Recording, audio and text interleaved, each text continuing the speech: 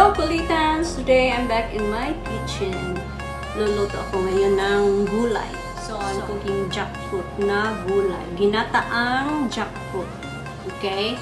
And this is a waray-waray version. So, subukan nyo to mapa-only rice kayo. Okay, simulan na natin.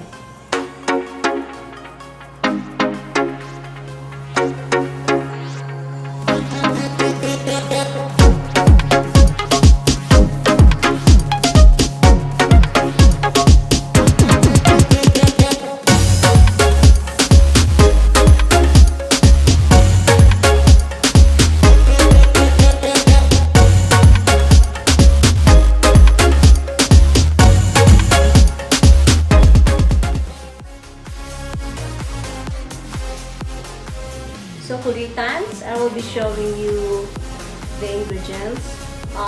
We just need jackfruit in can kasi wala ditong jackfruit talaga na fresh na green, yung hilaw pa. We need also the ripe one, ripe jackfruit. So, in can also kasi wala rin tayo dito. Minsan lang meron sa store na fresh jackfruit. So, I use the can, the ripe jackfruit, and I need 2 jackfruit in can also, yung hilaw na jackfruit. Okay? And then 1 can of coconut oil and garlic, onions, the black pepper, and ginger. Ginger ang nagdadala ng lasa nito. Okay? Ginger with the coconut. Okay? And so we will start. So we are ready to cut our onions, and we cut this jackfruit into thin slices.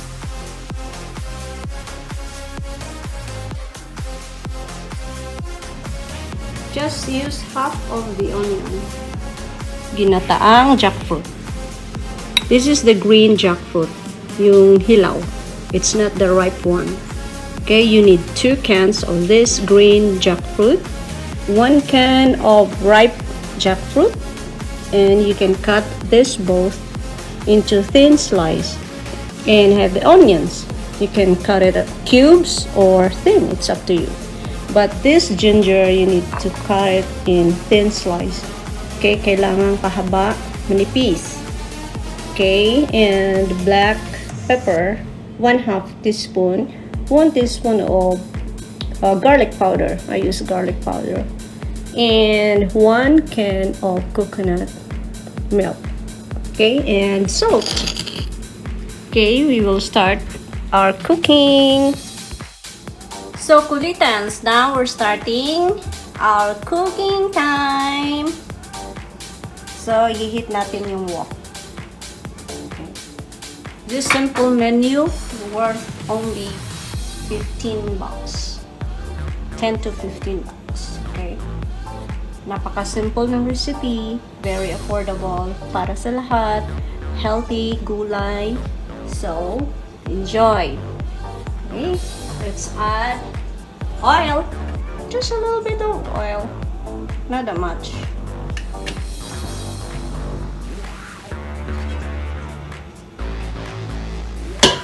Okay. Like that. And thank you, Daddy, sa juice. Drink muna si Aling Ayeng.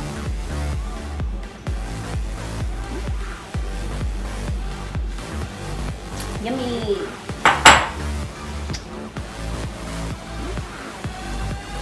Okay. Dip niyo yung kamay niyo. Here we go. Then, let's start adding our garlic powder. If you have fresh garlic, you can use 2. Just slice it, cut it in cubes, small cubes. But I prefer to use powder. Okay.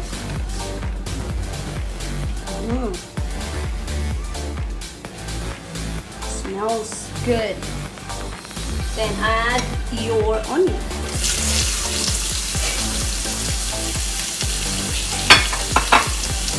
There you go.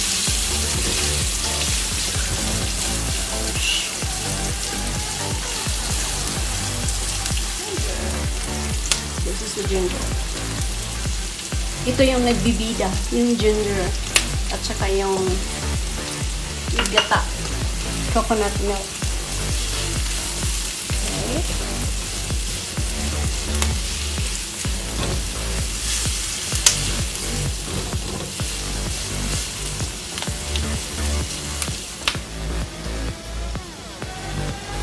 Simmer lang ng sandali para yung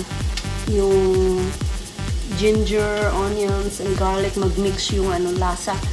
Napakasarap. Okay. Okay na. Bago na. Feels good. Then, i-add na natin yung green jackfruit muna, okay? By the way, ang Tagalog ng jackfruit is langka. In Bisaya, nangka. Very organized. Ganyan ako pag nagluluto. Very organized. Go.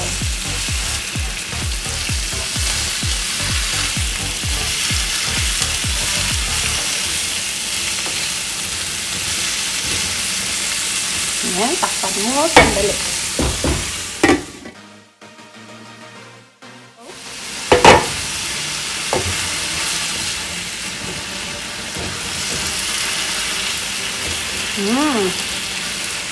Kailangan itong jackfruit, kailangan lutong-luto, yung para siyang madudurog siya. Dudurugin mo siya sa gata. Okay? Now, i-add natin itong ripe jackfruit.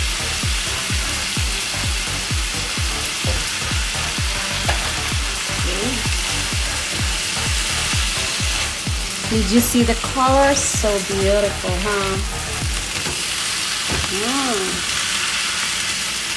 And lagyan mo muna ng kunting drop ng salt.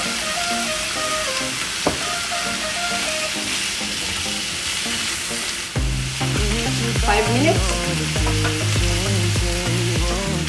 3 minutes muna, then check. We'll be right back. I'm gonna add half of this coconut. Half muna, okay?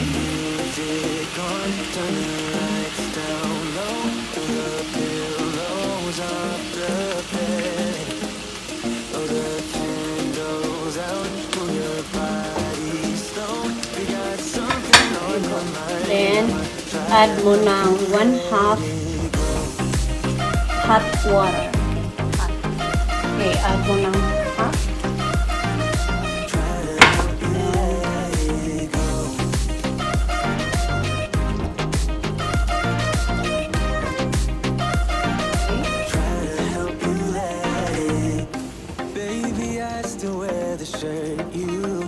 And then kuluin mo lang siya ng pakuin.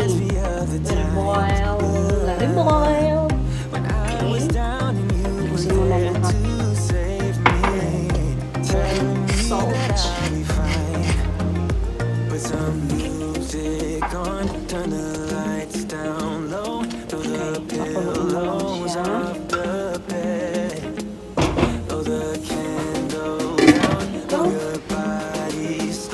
Okay, let's check it again.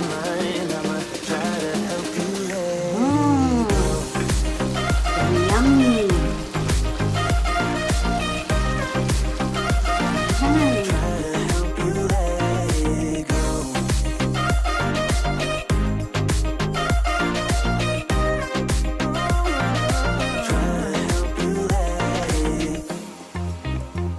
You got something on your mind, I'ma try to help you let it go.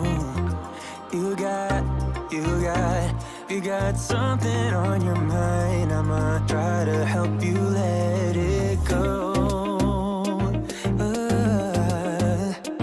Baby, I'ma try to help you let it go. Kasi kailangan nito yung sabaw boost siya. Tapos mag-sticky siya. Sticky. Kasi lagyan natin ng cornstarch. Then, mga kulitan. Ayan, ayan. Ito lang yung sabaw.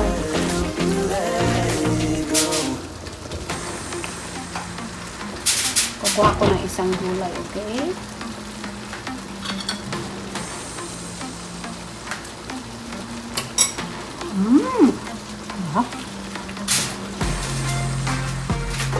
Natin ng kunting cornstarch. Okay, let's try half.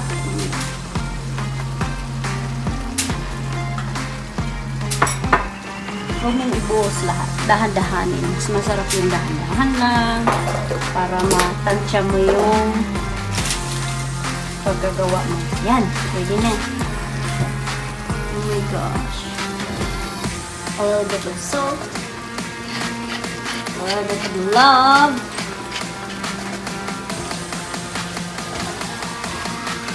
Yan. See? Wala ng sabaw, diba? Ganyan yun lang.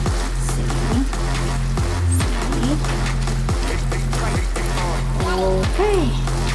Kain na tayo. Mga kulitans, let's eat and enjoy our lunch. Malapot, diba? Ganyan yan. Malapot siya. Okay, lipat na natin. Ito yung ginataang jackfruit.